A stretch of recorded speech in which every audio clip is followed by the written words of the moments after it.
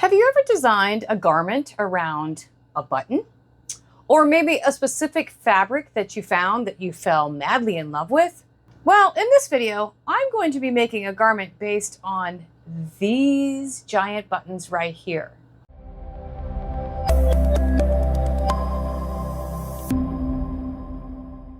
Hello, and welcome to Tears of Joy Creative. And how this all came about was when I got a text message from a friend of mine, and she wanted to know if I was interested in this fabric. And when I saw it, I fell madly in love with it. And I said, yes, of course, let me have it. And when I went to pick it up, she had a bag full of other stuff with it. And in it was some fabric like this. This is all upholstery fabric and it has these little pom-poms on it. There was also this matching teal colored upholstery fabric along with a whole bunch of these. And when I saw all this, I immediately knew what I wanted to make. And that's this large, oversized shirt coat. I believe it is a shirt dress. These buttons are going to go right here where the grommets are. Here is the back of it. It is a very simple, oversized shirt dress with the yoke there at the top. But I knew there was still something missing, and that was what I was going to use for the strip underneath the buttons here on the front, and the pockets on the side, and the yoke across the back. And then it dawned on me, I needed some sort of a hot pink jeans jacket. And I found this on eBay. This is an extra large. It has a yoke on the back that I can use. I'm also going to use the pockets or cut a section of this out to make pockets on the shoulder. And I'm also going to use the cuffs because they've used jeans fabric as a cuff. I also have this pattern here that is a very oversized shirt. The lines are the same as the shirt in the picture. The front is closed, but it does have a zipper closure here in the front that goes to a certain point. I just need to modify this to be a little oversized to come down to a point in the front and in the back, which shouldn't be that difficult. I'm also not going to put the pleat that's here in the back as here on the shirt. It even looks like it's a little gathered to give it its fullness. So let's go get started. Okay, so far I've taken apart my jacket. So here are the cuffs, and here is the right front that I will use for the pocket area. This is my yoke piece, and as you can see, it does extend quite a bit more than what the yoke of this jacket is. But that's okay. I have the back of the jacket that I am not using to extend both sides of the yoke. I also have this sleeve that will be the front strip for here. So now let's talk about the pattern. The smallest size is a 16. Now I'm basically a 12, 14, 16. After pinning this to my mannequin and holding it up against me, I actually like the way the fullness of the 16 is. I just have to extend the front of this about another 13 inches or so that it will come down to the point to about mid-calf. The sleeve, I'm not so sure about this. I do want fullness in my sleeves, but I don't think I need it as big as what this is. And here is mock-up number 1. And I have to say, I like this and I don't like it as it is a bit too tight and not full enough. I like the length of the point, but the sides need to be cut at an angle. And yes, I only made one sleeve to see just how full it was. And I'm happy with the fit. But the back panel under the yoke needs more fullness so that it will stand away from my bum. And here is mock-up number 2. Now we are getting somewhere. I feel this looks just like the picture. It hangs so much better since I cut the sides at an angle, and adding an extension to the center back panel really gave it the fullness I was looking for. So I think I'm ready to take this apart and use it as my pattern to cut my fabric. Okay, confession time. Before I rolled out this fabric, I thought there was more on the roll than what you're looking at. And I had a brief moment of, oh crap, there isn't enough, especially when I realized the front piece had to be centered so the main pattern would run down the middle. Then I knew I had to cut the back panel in half, which is fine. I don't care if there is a seam down the center back. And And then all the rest of the pieces fell into place.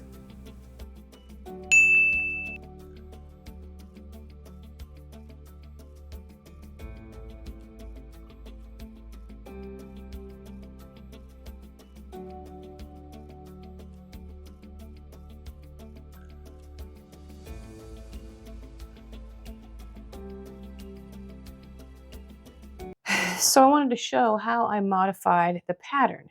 This is the back piece, and since I'm not putting the pleat in, I folded it over at the center back. But I also then extended the back so that the top would gather and there would be more fullness in the body. And I also extended the side at an angle. I also lengthened it, and here's where I added the extra 13 inches to make the point come down. And here's the front piece. The two modifications I made on it were to angle the side just like the back so that they match with the extension, and the extension down the front for the point. Other than that, the rest of the pattern fit well as the size 16. And this video would not be complete without a mistake or two here and there. Here you can see after cutting out the pieces, I realized I never cut the collar, and I did not have enough of the paisley print to cut both sides. Never fear, I am using the jeans jacket for the underside. One rule of thumb to always remember when using patterns is to mark all the markings on each pattern piece. It is very important that you do it accurately so your pieces will line up when sewing them together. Before I can put this garment together, I need to extend the back yoke. So as I mentioned, I'm using the back of the jacket to do that. And once sewn together, I'm adding the double row of top stitching to match the details on the front pocket area. This fabric frays a lot, so before I can sew anything, I need to serge off all of the edges. Next, I stitch the center back seam together and press it open flat. I did consider sewing a double row of stitching with my pink jeans thread, but I decided that this fabric was thick enough. I wanted the majority of the seams pressed open flat. And here is mistake number 2, as I did not pay enough attention when I cut out the two back half pieces to make sure that when I sewed it together, the pattern would line up perfectly down the center back. I'm surprised I didn't think about it after working so hard to center the pattern down the front piece. But it's not off that much, and I'm happy with the way that this looks. I'm also running a gathering stitch using my jeans thread to gather the upper edge of the back to sew to the yoke.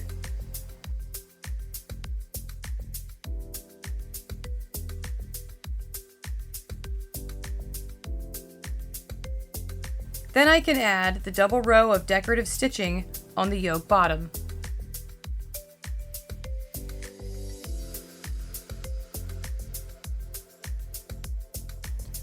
On the front panel, I played around with the zipper and the front pocket details for a while and chose to add the pocket section first.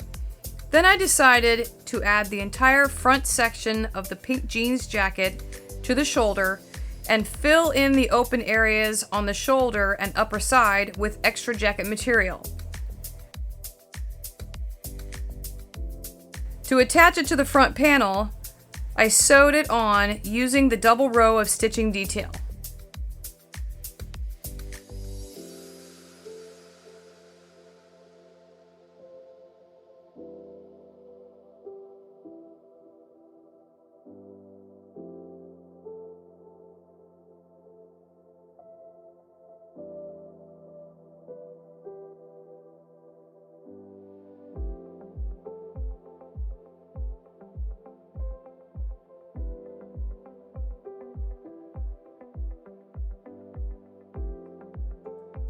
Now I'm going to show you how I put this zipper into the front panel, but I did not end up keeping this particular zipper for several reasons.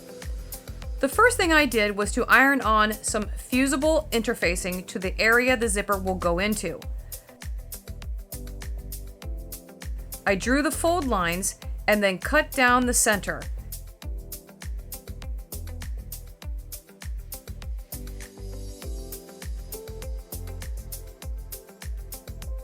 Made a triangle cut for the end of the zipper and serged off the long sides.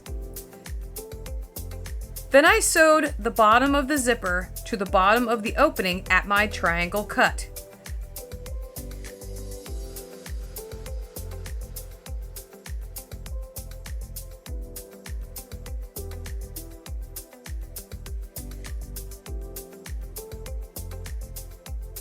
I sewed down the sides and then top stitched it all down.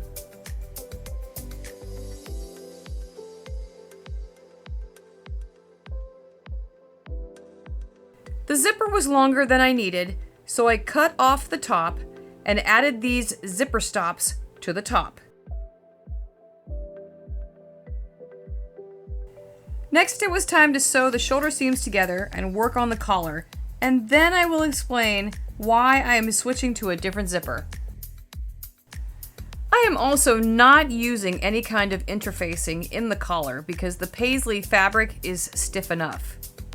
So to make the collar, you stitch around the unnotched edges,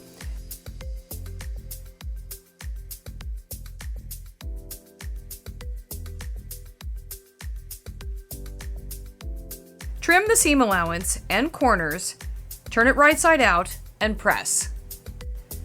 Stitch the open end together and serge off the edge. Then you will sandwich the collar in between the two collar band pieces. Stitch it together, leaving the neck edge free. Trim the seam allowance. Turn it right side out and press. Before sewing the collar onto your garment, you need to sew a row of stay stitching at your 5/8 inch seam allowance on the neck opening. This is because you may need to clip the seam allowance so the seam lays flat as you sew on the collar band. Now you sew the collar band to the neck. And once you do that, you would either hand sew or stitch down the collar band on the inside. But in my case, since I changed the front opening to a zipper instead of a button-up, I needed to cut off the extra collar band that would normally get a button and a buttonhole. Here's where my zipper issue lies. One is that I actually need to have the zipper go all the way through the front, through the collar band, up to the collar itself. And two, since shortening the zipper at the top, it doesn't want to stay closed after I zip it up. So I removed it, and I'm waiting on the metal zipper to come in the mail that I have ordered from Waywalk. So let's put the sleeves together. I've gone ahead and serged all the edges of each piece. Putting the sleeves together is very simple, and why your markings are very important. It really doesn't matter in what order you sew the sleeve sections together, as long as you remember to securely stitch the opening for the cuff. Press open all of your seams and press under your cuff opening, as well as press down the pleats on the center front. Stitch the pleats in place, as well as the cuff opening, and now you're ready to sew on the cuff. Which in my case is very simple because I'm using the cuffs from the jeans jacket, so all I have to do is pin them on and stitch them down. Just know that making cuffs are very simple and very similar to sewing the collar on 3 sides before attaching it to the sleeve. The hardest part for some can be sewing a buttonhole. I know they are for me, and I avoid them whenever I can. So while I wait on my zipper to arrive, I'm going to figure out this front strip to see just how far up it needs to go. And I think that looks pretty good. And to sew this strip on, I just pressed it into a 4-inch band, trimmed off the extra underneath, and sewed it down using a double row of top stitching with my jeans thread. Oh look, my zipper is finally here. And now I can insert it into the opening I made on the front just as before. Only this time, I'm having the top of the zipper go through the collar band all the way to the collar.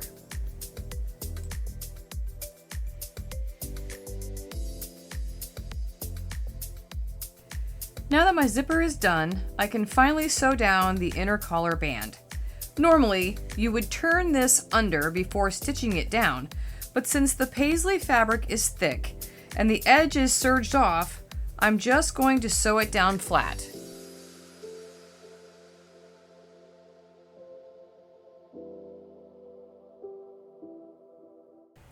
This pattern calls for a side front pocket with a welt detail.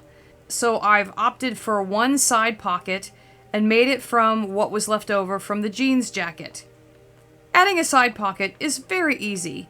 You just sew the pocket piece to each front and back side seam, close the upper side,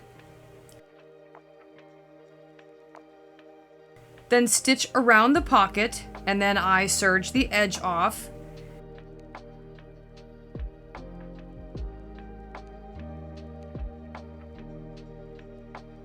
And then go back and close up the bottom side. I then go back and understitch the back side of the pocket and then top stitch the front side of the pocket to keep it facing forward. And here's where your markings are very important. The sleeves on this garment are very easy to sew in and don't require you to gather the crown of the sleeve. It just fits in flat. Whenever setting in a sleeve, I always line up the underarm seam first, turn my garment inside out, and match up all other markings. And it doesn't really matter where you start sewing around the armhole since there's no gathering to worry about. Just be sure to keep your armhole seam flat and the rest of the garment pulled back so it doesn't get caught when sewing.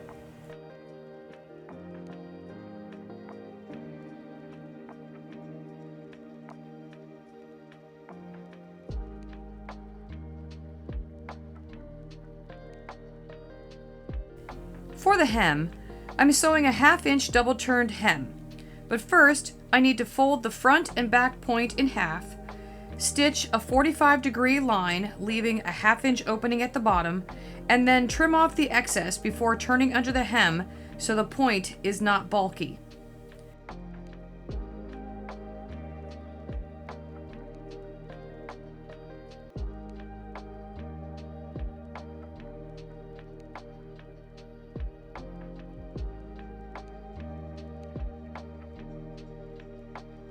I'm also not pinning the hem in place, as it is pretty easy to guess what a 1/2 inch is.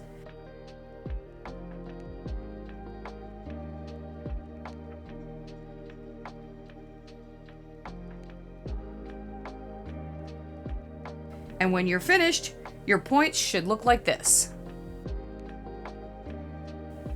Well, I've come to the last and final detail where the idea for this garment began, the buttons.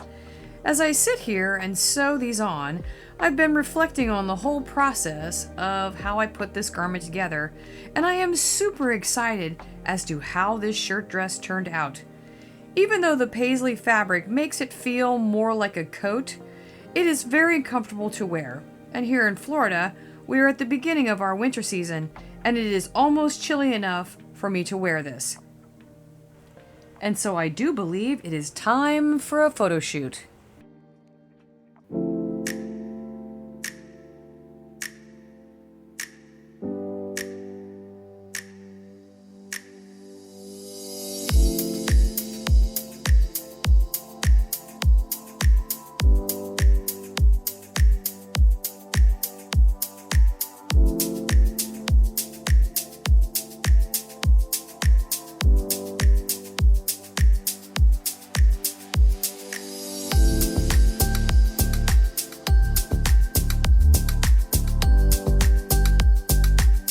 Well, that was fun. And I have to say, I don't think there's anything about this garment that I would change now that it's all done. And the McCall's pattern that I used was very similar to the one on Pinterest, so it was very easy to modify to make it match pretty close. And I'm thankful I only made a couple of small mistakes that were easily fixed.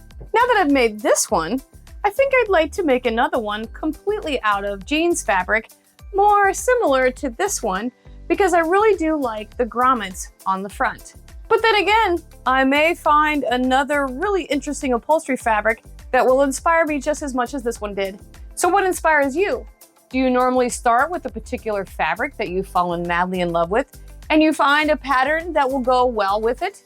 Or do you have a pattern that you want to make and you search out the fabric that would be perfect for it? I do know the one thing that really inspires me about the clothing that I find on Pinterest is that it's something that's very unique that you wouldn't normally be able to buy out in the stores. That's the way that it is with most of the garments that I have chosen for my book, and I help to create them and put my twist on each one of them. So if you've made it this far in the video, thanks for watching. Don't forget to hit that like button and consider subscribing to my channel as the sewing madness continues.